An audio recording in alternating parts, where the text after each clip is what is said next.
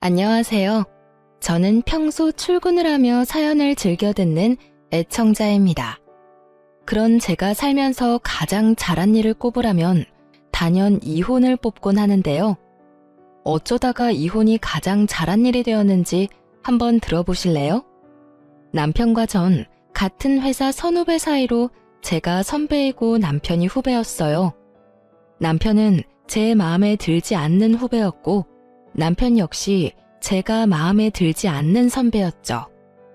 그렇게 저흰 한마음 한뜻으로 눈만 마주쳤다 하면 싸워댔고 싸우다 정든다더니 죽어라 싸우다 보니 어느 순간부터 그 싸움이 재미있기도 한 것 같고 어쩌다 웃는 남편의 얼굴이 잘생겨 보이기도 하고요. 그러다 정신을 차려보니 불꽃 튀기게 싸우던 저희는 불꽃 튀기게 사랑을 하고 있더군요. 그렇게 남편과 전 짧은 연애를 하곤 결혼까지 하게 되었어요. 남편은 저와 결혼을 하던 해에 좋은 기회가 생겨 회사를 옮기게 되었고 회사도 달라지고 나니 부딪히는 일도 줄고 더욱 사이가 좋아졌죠. 연인이 되기 전 피가 터지게 싸웠던 터라 연인이 되고 난 후에나 결혼을 하고 난 후에는 크게 싸우는 일이 없었는데 그런 저희 사이에도 가족이 끼이니 크게 싸울 일이 생기더군요. 남편과 전 둘 다 장남 장녀였는데 저희 두 사람 다 동생이 2명씩 있었고 싸움은 거기에서 시작되었습니다. 제 두 동생은 모두 밥벌이는 하고 있었고 특히 남동생은 사업을 꽤 크게 해 친정에 도움이 되고 있는 반면에 남편의 동생들은 취업도 하지 못하고 속된 말로 시댁에 빨대를 꽂고 지내고 있었어요. 그 당시 남편과 전 돈 관리를 따로 하고 있었는데 그건 쌍방의 합의로 이루어진 것이 아닌 남편의 일방적인 통보와 우김으로 인해 그렇게 하기로 한 것이었어요. 저의 반대에도 돈 관리를 따로 하자고 우긴 건 다 이유가 있었는데 그건 동생들과 시댁에 돈을 보태주려고 그랬던 것이었더라고요. 아무래도 돈 관리를 함께 한다면 자연스럽게 제가 알게 될 것이고 제가 알면 온갖 잔소리와 간섭을 할 것이 분명했기에 제가 무어라 입을 떼기 전 미리 선수를 친 것이었죠. 우연한 기회에 모든 사실을 한 저는 남편에게 크게 화를 냈지만 남편은 그 특유의 귀찮다는 표정으로 저에게 이렇게 말하더군요. 내가 번 돈으로 내가 우리 집에 쓰겠다는데 상관하지 마. 아 진짜 내가 당신 이럴까봐 돈 관리 따로 하자고 했던 거라고. 당신이 알면 분명 이렇게 노발대발할 게 뻔해서. 할 말이 없더군요. 미리 말하지 못해서 미안하다며 저를 살살 달래도 모자랄 판국에 적반하장도 유분수지 되레 화를 내고 드니깐요. 남편의 말에 저 역시 마음이 상할 대로 상해버렸고 네 마음대로 해라는 말을 마지막으로 더는 그 일에 대해선 말을 꺼내지 않았습니다. 이야기를 또 꺼내봤자 큰 싸움이 될 것이 뻔했고 남편이 도와준 금액이 그리 크지 않은 적당한 선에서 도움을 주고 있었던 터라 그냥 넘어가기로 했던 것이었죠. 저흰 그렇게 한 차례 부부싸움을 무사히 잘 넘겼고 그 후론 나름 잘 지내고 있었어요. 제가 말을 꺼내지 않으니 남편 역시 말을 꺼내지 않았고 제가 침묵함으로써 남편이 저에게 화를 냈던 것이 미안했는지 더욱 다정하게 대해주더라고요. 그 자존심에 미안하다는 말은 하지 않았지만 온 행동으로 미안하다고 하고 있었으니 저는 그걸로 되었다 하고 생각했어요. 그렇게 시간은 흘러 생각만 해도 머리가 지끈해오는 명절이 다가왔습니다. 시댁은 제사를 지내지 않아 그저 간단한 식사만 하면 되는데도 불구하고 제 머리가 지끈해오는 것엔 다른 이유가 있었는데요.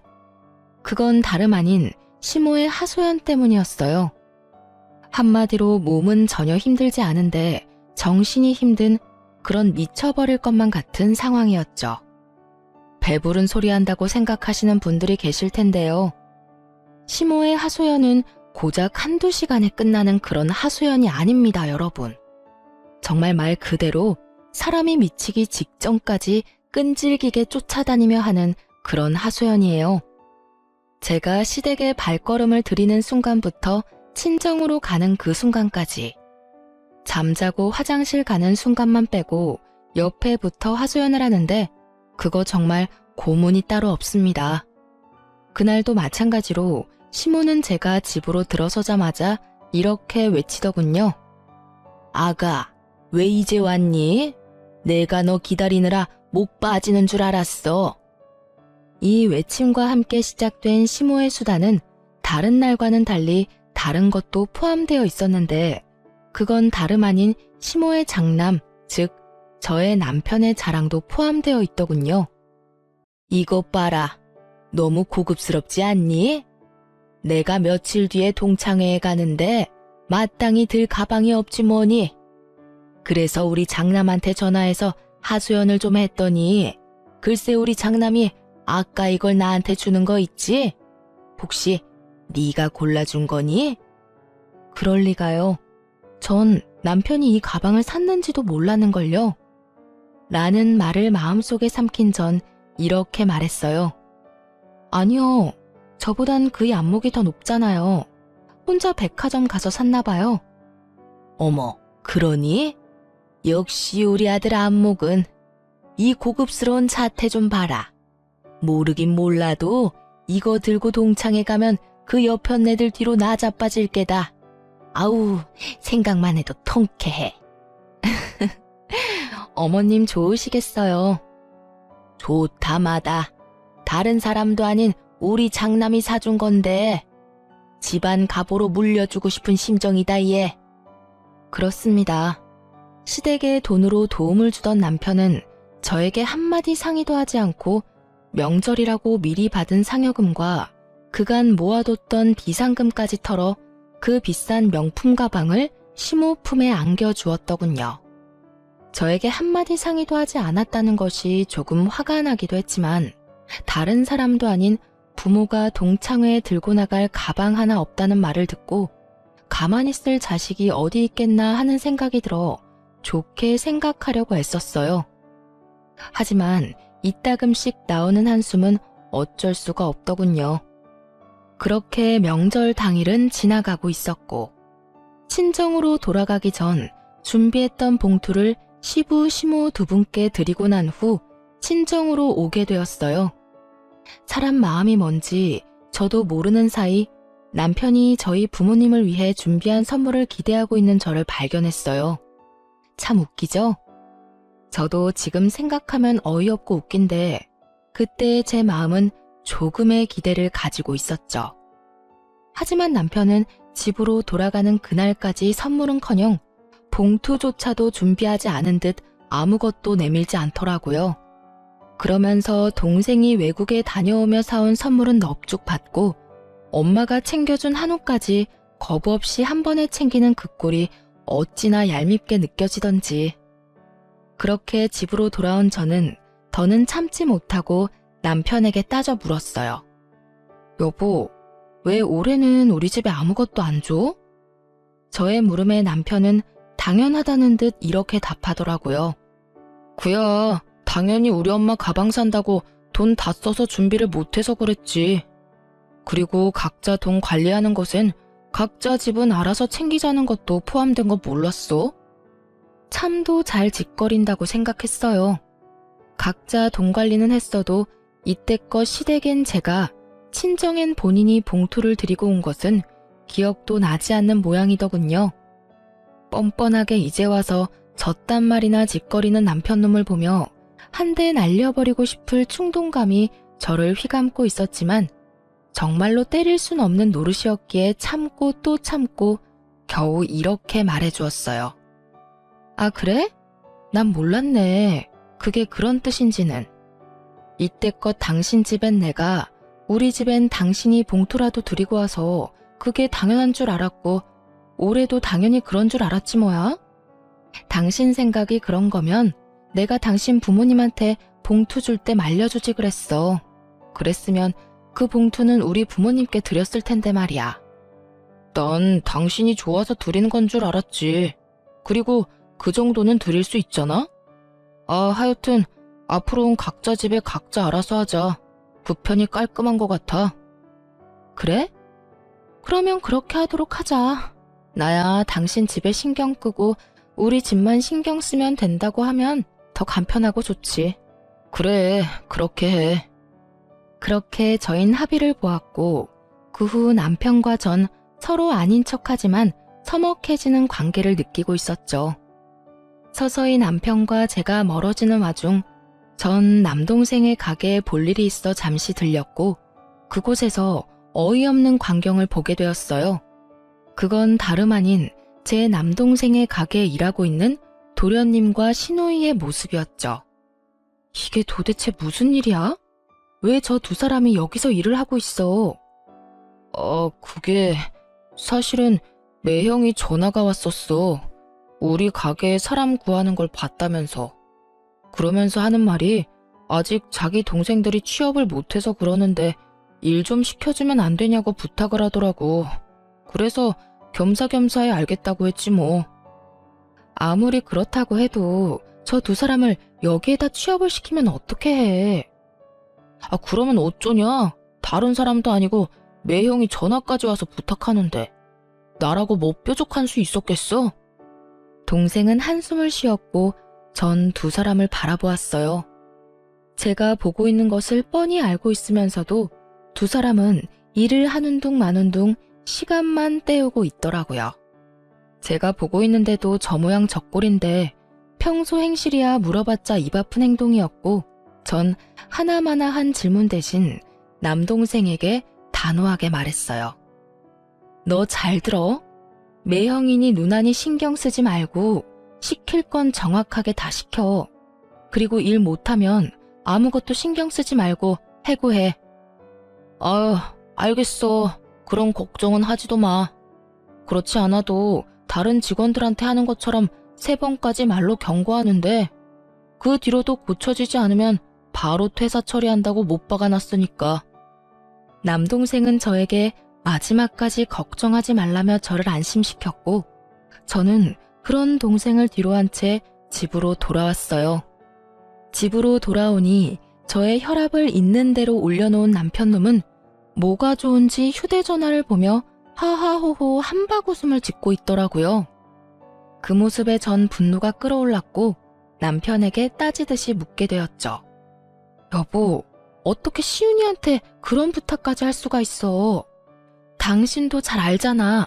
그 가게 시윤이가 잠도 제대로 안 자고 밤낮 없이 고생하며 키운 가게라는 거.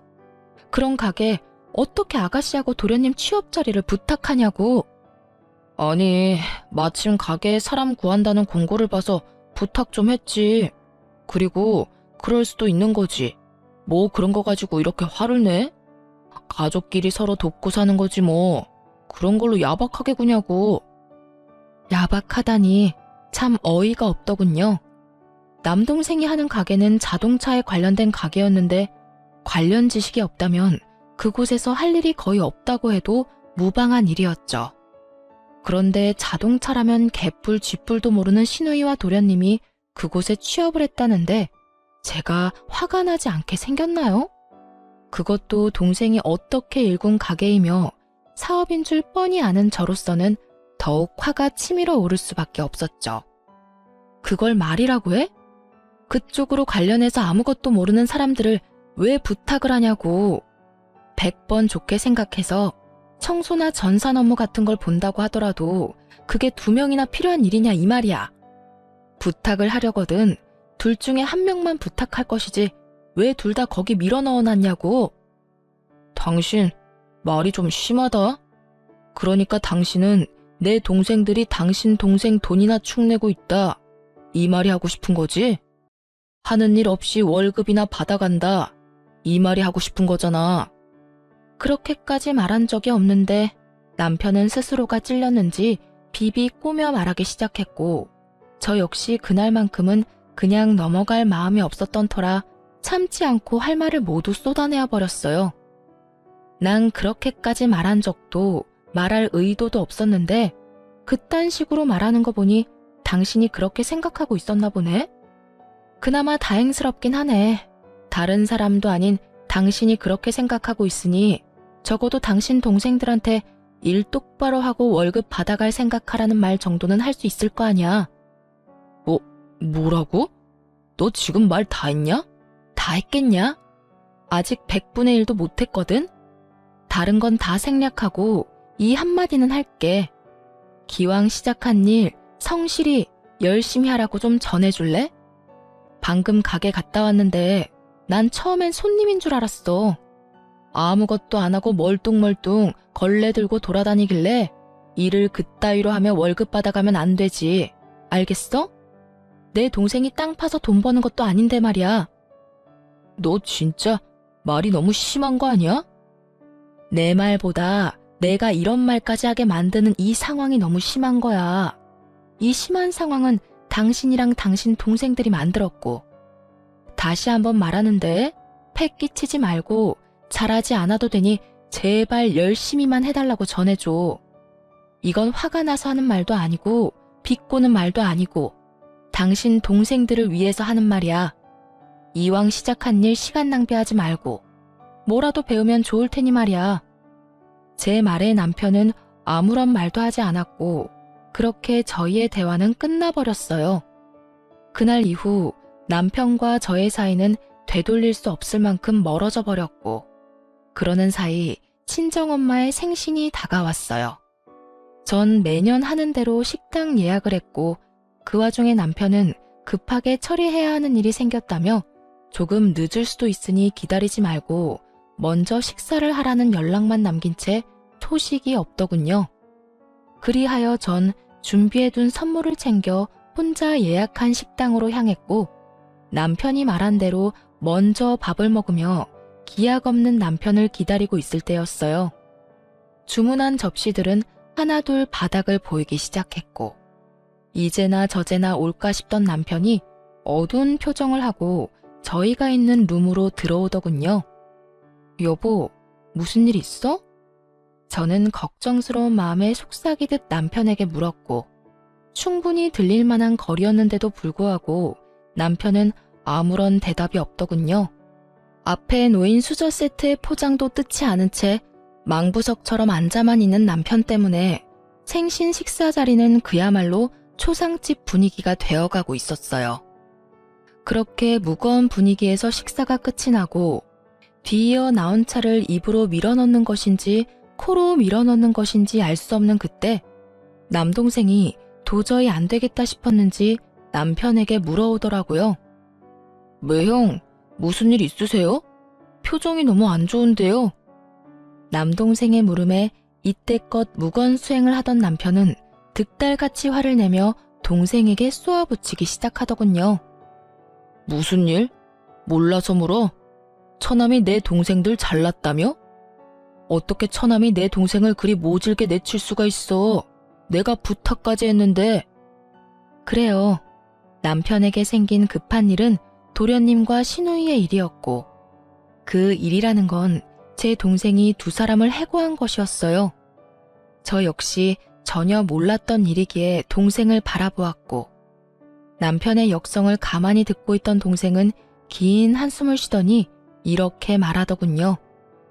네 형, 일단 진정하고 이것부터 보고 화를 내도 내세요.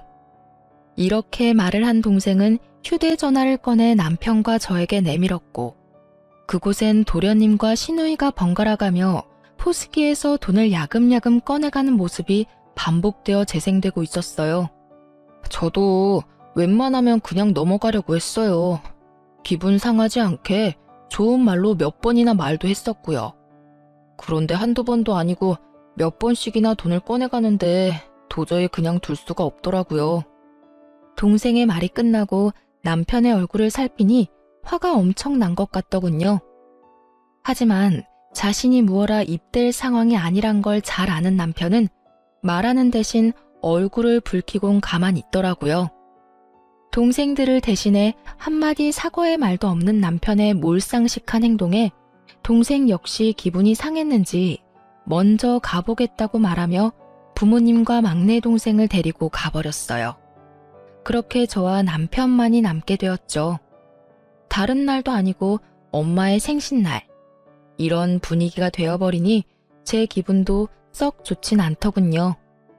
그것도 제가 그렇게 우려했던 신우이와 도련님의 잘못된 행동으로 이런 상황까지 왔다는 사실도 크게 한몫했고요.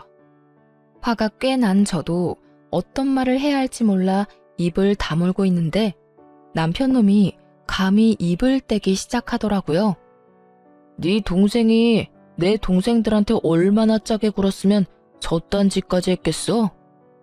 이 무슨 말도 안 되는 소리를 짓거리고 있는 것인지 처음엔 제 두 귀를 의심했습니다. 뭐라고? 지금 당신 뭐라고 했어? 네 동생이 내 동생들한테 월급을 얼마나 작게 줬으면 저딴 짓까지 했겠냐고. 애들이 얼마나 생활이 힘들었으면 저런 짓을 다 해? 전 기가 막혀 웃음이 나왔고 한참을 웃던 저는 남편의 그 말도 안 되는 생각을 부셔주었어요. 야, 네 동생들 다른 직원들 월급보다 훨씬 많이 챙겨줬어. 아, 월급이 아니구나. 주급으로 받아가셨단다. 생활이 힘드셔서. 그렇게 자기들 편의까지 다 봐주면서 데리고 있었더니 그딴 짓거리나 했다는 게 말이나 돼? 그것도 몇 번씩이나? 충동적으로 어쩔 수 없는 상황이라서 딱 한 번 그랬다고 해도 뜨악스러운데 뭐? 한두 번이 아니라고? 진짜 어이가 없네. 이 와중에도 당신은 당신 동생들만 생각하지? 제 말에 남편은 입을 꾹 다무는 것도 잠시 여전히 화를 내며 동생들이 가져간 돈을 그까지 푼돈이라고 하며 돌려줄 테니 얼만지 알아내 알려달라고 하더군요. 전 알겠다고 하며 자리에서 일어났고 남편 역시 제 뒤를 따랐어요. 식당을 나오며 전 하던 대로 계산을 했고 남편은 그마저도 마음에 들지 않는다는 투로 이렇게 말하더군요. 남의 동생 해고시키고 월급 주던 돈도 남아돌 텐데 계산이나 하고 가지 왜 그냥 갔대? 전 대답할 가치조차 느끼지 못하는 남편의 말을 무시한 채 혼자 집으로 돌아와 버렸어요. 집에 도착하니 남편도 뒤이어 집으로 들어왔고 전 그런 남편놈과 말을 섞고 싶지 않아 최선을 다해 피하고 있을 때였어요. 남편은 눈길도 주지 않고 고개를 돌려버린 제 앞에 기어코 서서 저를 똑바로 보고선 말 같지도 않은 말을 짓거리기 시작하더군요. 나 도저히 안 되겠어. 내 동생들도 그까지 사업하게 해줄 거야. 그럴 능력 되면 시켜. 얼마든지 시키면 되지. 왜 그걸 굳이 나한테 말하는 거야? 이 집 살 때 내 돈도 정확히 절반 들어간 건 기억하지? 기억하지. 그건 왜? 당신 설마 아니지? 왜 아니겠어? 나 이 집 담보로 대출 받아서 내 동생들 앞길 열어줄 거니까 당신도 그렇게 알고 나하고 은행 같이 가. 공동 명의라서 같이 가야 할 거야.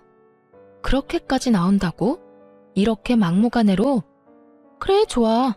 당신 마음대로 뜻대로 다 해. 대신 이 집에 손대는 그 순간 나하고 이혼도 하게 될 거야. 이혼해도 괜찮으면 대출 받던가. 이혼? 해. 하면 되지. 난 이혼하는 한이 있더라도 대출 받아서 동생들 사업시킬 거니까 그런 줄 알아. 남편의 요구는 오기에 가까웠고 전 절대 그렇게는 못 해준다는 말을 남기고선 방으로 들어와 버렸어요. 그렇게 시작된 부부싸움은 끝날 기미가 보이지 않았고 서로에게 상처를 주는 말만 주고받을 뿐 대출 이야기는 나오지 않고 있었어요.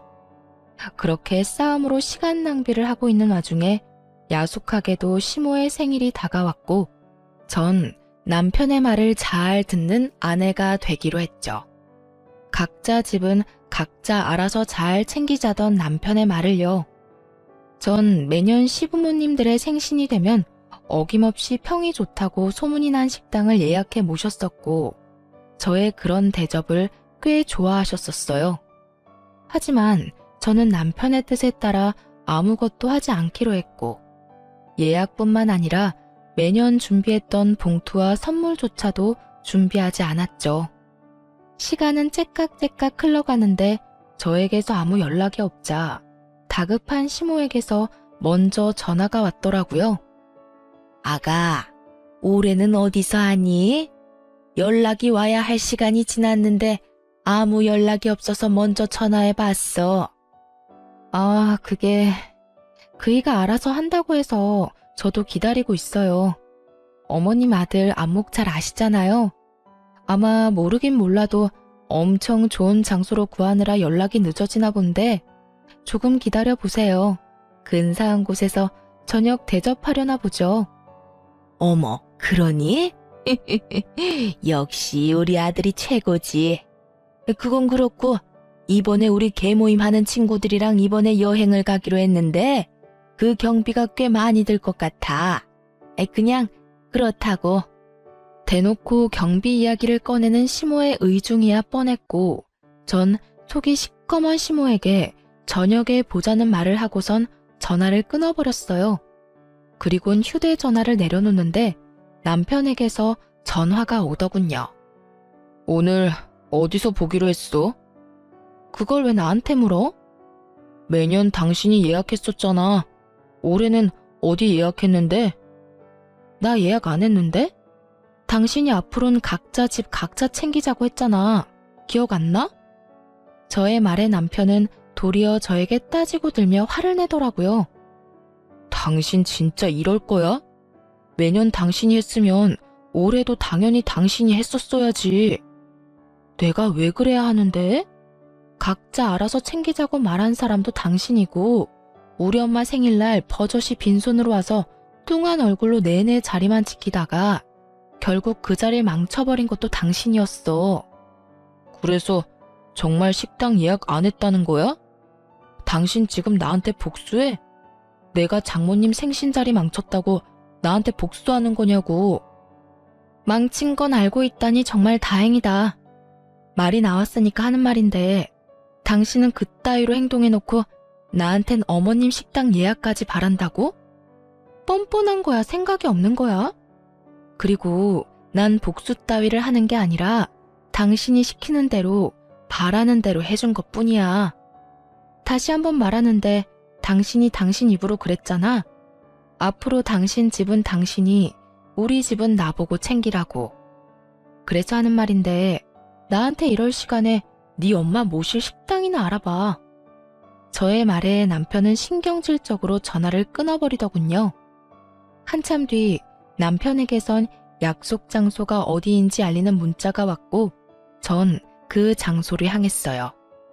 평소 제가 모시던 고급 식당과는 달리 남편이 급히 예약한 곳은 룸식 중식당이었고 그래서 그런지 시작부터 분위기가 좋진 않더군요. 거기에다 매년 떡 케이크까지 주문해서 가지고 갔던 제가 빈손으로 등장하니 명색의 생일 모임은 케이크도 없는 자리가 되어버렸죠. 그래도 자식이 3명이나 되는데 왜 케이크 하나 준비한 인간이 없는 것인지 참 대단하다 싶더군요. 남편도 이런 상황이 민망했는지 분위기를 띄우려 부단히 애써보았지만 남편의 노력에도 분위기는 점점 가라앉기만 하더군요. 그도 그럴 것이 생일 분위기를 띄우기 위해 주문을 하고 나면 바로 생일 선물과 함께 봉투를 내밀곤 했었거든요. 이번엔 식당 예약도 못해 중식당에 앉아있고 생일인데 케이크도 없고 시모 품에 안겨 있어야 할 선물과 봉투도 없으니 시모의 표정이 점점 굳어가는 것은 당연한 일이었어요. 결국 죽상을 하고 있던 시모는 저에게 먼저 손을 내밀더군요. 혹시 선물 준비 못해서 그런 거라면 매년 주던 봉투라도 줘도 되니 얼른 다오. 기다리다 못 빠지겠어. 이렇게요. 전 무언가를 대단히 바라고 있는 시모에게 딱 잘라 이렇게 말을 했어요. 아, 선물이랑 봉투요? 아범한테 못 받으셨어요? 그것도 올해부턴 아범이 챙긴다고 해서 제가 따로 준비 안 했는데요. 이렇게 말을 마친 전 밥을 먹기 시작했고 저의 나몰라라 하는 태도에 저를 제외한 시댁 식구들의 표정은 묻다 못해 썩어지고 있더군요. 통쾌하지만은 않더군요. 고작 제가 신경을 쓰지 않고 챙기지 않았을 뿐인데 엉망진창이 되어버린 그 상황이 말이에요. 분명 저의 잘못은 하나도 없지만 불편하기 짝이 없는 그 상황을 애써 무시하며 밥만 열심히 먹었고 남편은 그런 저를 한번 쏘아보고선 젓가락을 거칠게 내려놓더군요. 너희 놀고만 있지 말고 하고 싶은 사업 구상해서 가지고 와봐. 응? 그게 무슨 말이야, 오빠? 그러게, 갑자기 무슨 사업? 형이 투자해 줄 거야? 그래, 내가 대출 받아서 투자해 줄 테니까 기가 막히는 아이템으로 잘 구상해서 와.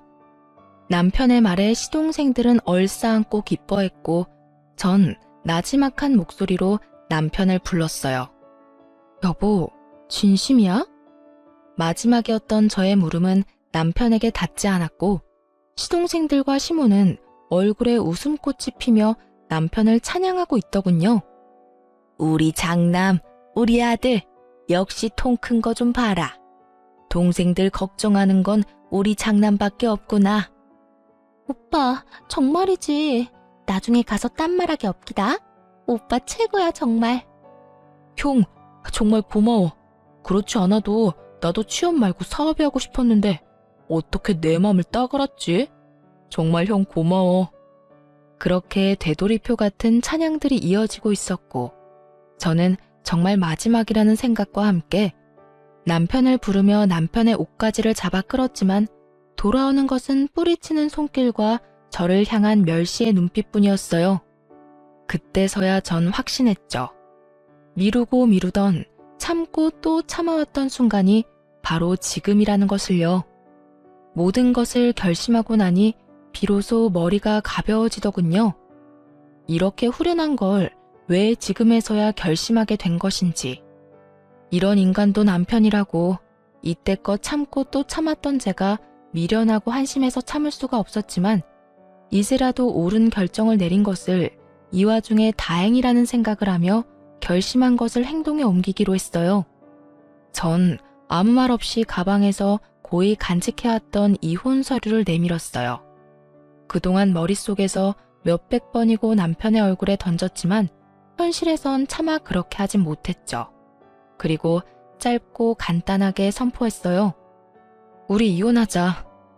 저의 갑작스럽지만 당연한 이혼 선포에 남편 대신 시모가 되물어 오더라고요. 너 갑자기 그게 무슨 말이니? 이혼이라니? 말 그대로예요. 이혼하려고요, 저희. 이 사람은 집 담보로 대출을 받아서라도 동생들 사업 자금을 대주고 싶고 전 그런 꼴은 못 보겠는 걸 어쩌겠어요? 그래서 동생들 사업 자금 대주는 날엔 이혼하는 날이라고 몇 번이나 말했는데 이렇게 나오는 거 보니 저하고 이혼하고 싶은 거 아니겠어요? 아니 얘, 무슨 그런 일로 이혼까지 한다고 이 난리야. 가족끼리 서로 돕는 게 무슨 이혼 사유까지 된다고. 그러지 말고 좋게 좋게 생각하렴. 얘들이 잘 되면 너희한테도 좋지 않겠어? 이혼 사유가 될지 안 될지는 변호사 만나서 상담해 볼 테니 걱정하지 마시고요. 혹시나 이혼 사유가 되지 않는다고 해도 다른 이혼 사유들이 차고 넘치니까 이혼은 꼭 하려고 해요. 저의 눈빛엔 흔들림이 없었고 그랬기에 말투 또한 단호했어요. 그런 저와는 달리 남편의 눈빛은 속절없이 흔들리고 있었고 목소리 역시 떨리고 있더군요. 너 진짜 오늘 같은 날 꼭 이렇게까지 해야겠어? 오늘 다른 날도 아니고 우리 엄마 생신이야. 이런 날 꼭 이렇게까지 분위기를 망쳐야겠냐고. 그깟 이혼 얼마든지 해줄 테니까 일단 그 입 좀 다물고 조용히 있어. 남편의 말을 들은 전 더욱 조용할 수가 없겠더라고요. 그렇게 부모 생일이 중요한 인간이 불과 얼마 전 저희 친정엄마 생일엔 왜 그런 행동을 했는지 도무지 이해가 되지 않았거든요. 너 말 한 번 잘했다. 네 부모 생일은 그렇게나 중요한데 우리 부모님 생일은 중요하지도 않았어? 그래서 우리 엄마 생일날 그렇게 깽판을 쳤던 거야? 그날은 그럴 만한 이유가 있었잖아. 기억 안 나? 누구보다 기억이 생생했던 전 시부에게 모든 사실을 알려드렸어요. 아버님도 잘 알고 계시죠? 아가씨랑 도련님, 제 동생 가게에서 일하다 그만둔 거. 아니, 정확히는 쫓겨났다가 맞겠네요. 일하게 해달라고 부탁해서 자동차에 대해서 알지도 못하는 두 사람 일하게 해줬더니 글쎄 돈을 야금야금 빼돌렸다고 하더라고요. 그것도 한 번도 아닌 여러 번이요. 화가 머리끝까지 난 시부는 역정을 내기 시작했어요. 뭐라? 이런 정신 나간 것들이 내가 너힐 그렇게 가르쳤어? 어디서 도둑질이야 도둑질이. 그것도 사돈 총각 가게에서. 제정신 박힌 것들이 할 짓이야 그게? 그런 짓을 하다 들켰으면 손이 발이 되게 빌지는 못할 망정 뻔뻔하게 남의 탓을 해. 너희 당장 사돈 총각한테 가서 빌어. 아빠, 이미 다 지나간 일이야. 이제 와서 빌면 뭐해? 그래요 아버지. 우리보다 나이도 어리다고요. 그 밑에서 일한 것도 자존심 상하는데 그 어린 놈한테 가서 빌라뇨. 전 절대 못해요. 생각만 해도 자존심 상한다고요. 이것들이 아직 정신 못 차리고 너희보다 어린 사돈 밑에서 좋다고 일할 땐 언제고 뭐? 자존심이 상해? 그렇게 자존심이 중요한 인간들이 도둑질은 왜 해? 너희 사돈 총각한테 가서 빌기 전까진 집에 들어올 생각도 하지 마. 알겠어? 이렇게 말한 시부는 자리를 떠버리고 시모는 욕설과 함께 저를 탓하며 원망 섞인 말들을 쏟아내더군요. 넌 꼭 일을 이렇게까지 만들어야만 속이 시원하니? 제가 뭘 어쨌다고 이러세요? 그 몰상식한 짓거리들을 한 건 어머님 자식들이고 전 그 몰상식한 어머님 자식들이 어떤 짓거리를 했는지 있었던 일 그대로 아버님께 알려드렸을 뿐이에요. 어디서 감히 내 자식 탓을 하는 게야?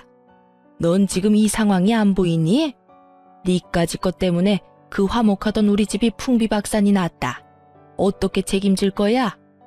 입은 삐뚤어졌어도 말은 바로 하라고 했어요. 아줌마 집안이 풍비박산이 난 게 왜 내 잘못인가요? 엄연히 그건 남의 가게에서 돈이나 훔치던 저 두 인간이랑 자기 가정은 깨지든 말든 자기 동생들한테 돈 퍼붓겠다고 한 저 사람 때문이죠. 누누이 말씀드리는데 저희가 이혼까지 하게 된 상황에는 제 잘못은 없어요, 아줌마. 뭐라고? 너 지금 뭐라고 했니? 아줌마라고 했니? 그럼 뭘 해도 제 탓으로 돌리는 그쪽한테 계속 예의라도 차려주길 바랬어요? 어떻게 하죠? 저는 그럴 생각이 전혀 없는데요. 저의 발언에 시모의 분노는 극에 달한 듯 온몸을 부들부들 떨고 있더군요.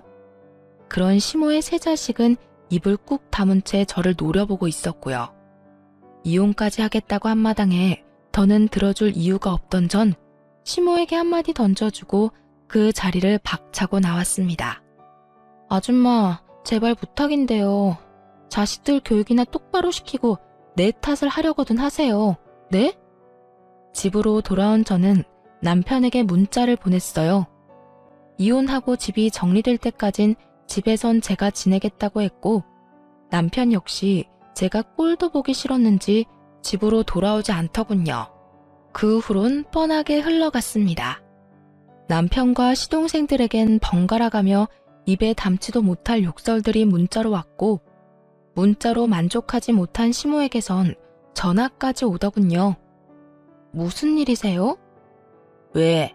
아줌마는 전화도 하면 안 되니? 할 말 있어 전화까지 했으면 말씀하세요. 괜한 시비 걸지 마시고요. 버르장머리 없는 년이 말하는 뻔세하고는. 니년 때문에 요즘 우리 집 분위기가 어떤지 알아? 남의 집 풍비박산을 내놓으니까 후련하니? 제 가정도 덕분에 풍비박산이 나서요. 속이 후련한지 어떤지는 잘 모르겠고 지금 바쁜데 할 말 더 있으세요? 이 나쁜 년. 시모는 끝까지 입에 담지도 못할 욕설을 내뱉었고 더는 듣고 있을 수 없었던 전 전화를 그냥 끊어버렸습니다. 시모와의 통화는 의도치는 않았지만 녹음이 되고 있었고 욕설 문자들과 함께 이혼 시 증거로 쓰기로 했죠. 이후 전 이혼 전문 변호사를 선임하게 되었고 그렇게 이혼을 진행하고 있는데 동생의 가게에 시동생들이 와 난동을 피우고 있다는 소식을 듣게 되었어요. 전 이러지도 저러지도 못하고 있는 동생에게 모든 상황을 설명하며 더는 참지 말고 알아서 하라고 했고 저의 말을 들은 동생은 경찰에 신고를 해버렸다고 하더군요. 그렇게 전 통쾌한 마음을 가지고 변호사분과 함께 카페에서 상담을 하고 있는데 남편이 어떻게 알고 찾아온 것인지 카페로 들이닥쳐 난동을 피우기 시작하더군요. 이 미친년이? 너 네 동생한테 뭐라고 했길래 내 동생들을 경찰에 넘겨? 네가 제정신이야? 너 때문에 내 동생들이 깜빵 가게 생겼다고. 당장 네 동생한테 전화해서 내 동생들 빼내라고 말해. 당장. 내가 왜? 그러게. 누가 남의 가게 가서 난동을 피우라고 했어? 얼마나 개판을 만들어놨으면 경찰에 신고까지 했겠어? 나한테 이러지 말고 네 동생들한테나 가서 따져. 이 모든 게 자업자득이니까 말이야. 자업자득 같은 소리 하네. 니년이 네 동생 시켜서 다 이렇게 만든 거잖아. 아, 긴 말 말고 얼른 일어나. 얼른 일어나서 내 동생들 빼내라고. 얼른. 욕은 기본이고 삿대질을 멈추지 않고 해대며 금방이라도 한 대 칠 기세로 쏘아붙이라고요. 이 모든 장면을 저의 맞은편에 앉은 변호사는 숨도 쉬지 않고 보고 있었고 유심히 보고만 있던 변호사는 이윽고 저에게 물어오더군요. 와, 이 정도면 충분히 승소하겠는데요. 혹시 녹음은 하셨나요? 아니요, 미처 그 생각까진 하지 못했어요. 제가 여기 CCTV 어떻게 해서든 구해볼 테니 이혼 걱정하지 말고 집에 가서 푹 주무시면 될 것 같네요. 그러면 상담은 오늘까지 하고 법원에서 보도록 합시다. 미소까지 보인 변호사가 떠난 후 그제야 상황 판단이 된 남편은 도끼 어린 눈빛으로 저를 보더군요. 독한 년, 꼭 이렇게까지 해야 해? 아직도 모르겠어? 상황을 이렇게까지 몰고 온 건 당신하고 당신 가족들이야. 내가 뭘 어쨌다고 이래? 내 가족들이 어쨌길래 이렇게까지 하냐고. 그걸 모른다는 사실이 놀랍지도 않다 정말. 여기까지 쫓아와서 피해자 코스프레나 하는 걸 보니 시간이 남아 도는 것 같은데 그럴 시간에 이혼할 준비나 해. 저의 말을 들은 남편은 제가 반응할 틈도 없이 저의 뺨을 때려버렸고 전 그 자리에서 곧바로 경찰에 신고를 해버렸어요. 남편은 경찰서까지 가게 되었고 소식을 들은 시모와 시부가 저를 찾아왔더군요. 시모만 왔었더라면 절대 합의란 없었을 텐데. 며느라기야, 나를 봐서라도 한 번만 용서해주면 안 되겠니? 이 모든 게 자식 잘못 키운 내 탓이다. 이렇게 내가 용서를 비마. 미안해. 정말 미안하단다. 고작 내 사과로 네 마음이 풀어지진 않겠지만 그래도 한 번만 마음 넓게 쓰고 내 못난 자식들 좀 구해주렴. 응?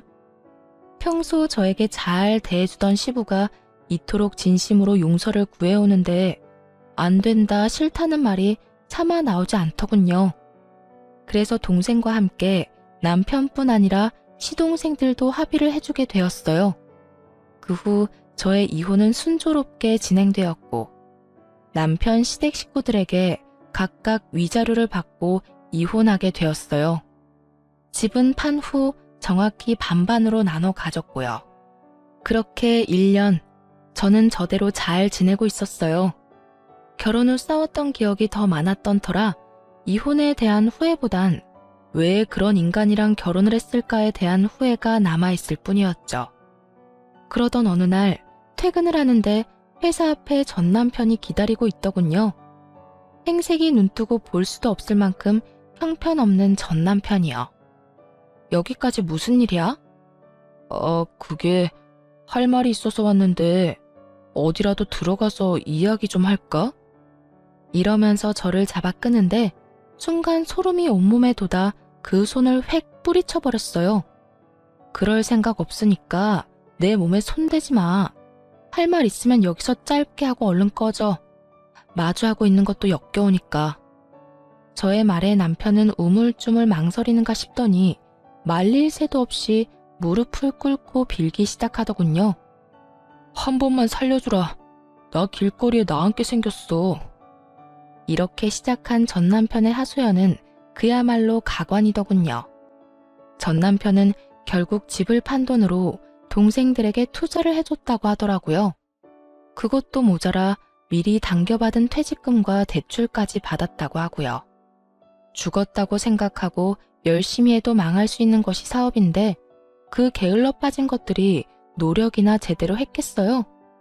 자신감 넘치는 동생들의 사업은 손대는 것마다 망해 나갔고 전 시댁의 집까지 담보로 대출을 받아 또 가게를 열었지만 그 역시도 망했다고 하더군요. 너무나도 뻔했던 결과라 솔직히 통쾌하다는 기분조차도 들지 않았어요. 그저 내 앞에서 무릎을 꿇고 있는 저 인간이 빨리 내 눈앞에서 사라져줬으면 좋겠다는 생각뿐이었죠. 그런 하소연이나 하려고 나 찾아왔어? 네 엄마도 그렇게 날 붙잡고 하소연만 해대더니 정말 두 사람 소름 끼치게 똑같다.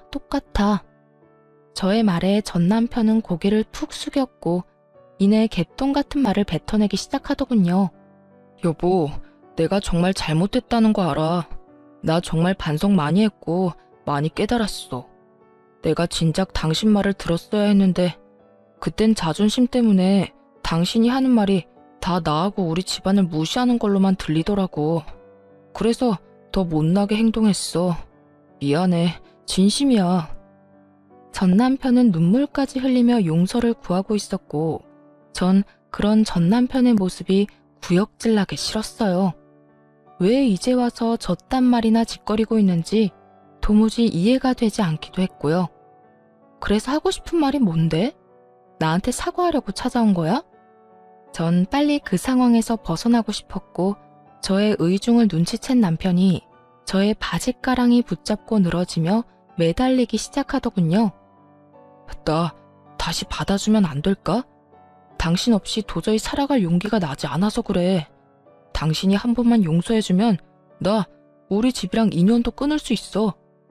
당신만 내 곁에 다시 와준다면 그까짓 가족 얼마든지 버릴 수 있다고. 너 드디어 미쳤니? 네가 가족까지 버린다고 하면 내가 받아줄 거라 생각한 거야? 정신 차려라 제발. 여보, 제발. 당신 나 사랑했잖아. 우리 사랑했었잖아. 이혼한 지 1년이 넘어가는데 이제와 사랑을 운운하는 전 남편이라 정말 어이가 없어 웃음이 다 나오더군요. 어줍잖은 말로 돌려보내봤자 또 찾아올 것이 분명했기에 전 남편의 손을 매몰차게 뿌리친 저는 단호한 어투로 이렇게 말했어요. 착각은 혼자 집에서나 해. 애먼 사람 찾아와서 괴롭히지 말고. 내가 경고하는데 한 번만 더 이런 식으로 찾아와서 사람 귀찮게 하면 그땐 스토킹으로 신고해서 회사 생활은 하지도 못하게 만들 거야. 알겠어? 저의 으름장이 통했는지 전 남편은 몸을 세우며 저에게 욕을 뱉어내더군요. 나쁜 년, 내가 어떻게 너같이 독종 같은 년이랑 살았는지 모르겠다 정말. 마지막까지 최악이었던 전 남편은 욕과 함께 사라졌고 그것을 마지막으로 다신 보는 일은 없었습니다. 빚더미에 앉았을 텐데 회사 잘리는 것은 두려웠나 봅니다. 그 덕분에 걱정 없이 잘 지내고 있지만요. 그렇게 모든 사건이 끝난 후 전 앞서 말했듯이 아주 잘 지내고 있어요. 왜 진작 이혼하지 않았을까 싶을 정도로 만족스러운 생활을 하고 있습니다. 결혼 생활을 할 당시 신혼 초반을 빼곤 워낙 각자 생활에 익숙해져 있던 터라 혼자인 생활이 허전하다는 느낌은 전혀 없더군요. 사연을 들어보면 그 빌어먹을 전 남편이 가끔씩은 생각난다는 분들도 계시던데 저는 그런 것도 없었어요. 오히려 혼자인 지금의 삶과 생활이 더 익숙하고 편하다고 느낄 정도니까요. 특히 명절이 되면 더 좋은 거 있죠? 저희 집은 친척이 없어 명절이 되면 조금 외로운 감도 있었는데 요즘은 그럴 틈이 없어졌어요. 왜냐하면 긴 연휴 동안 부모님을 모시고 해외여행을 간다거나 연휴가 길지 않을 땐 국내의 공기 좋은 곳으로 여행을 다니고 있으니까요. 하여튼 전 더없이 좋은 날들을 지내고 있어요. 이로써 제 사연은 끝이 났습니다. 저의 긴 사연 함께 해주신 모든 분들 정말 감사합니다. 오늘도 좋은 하루 되세요.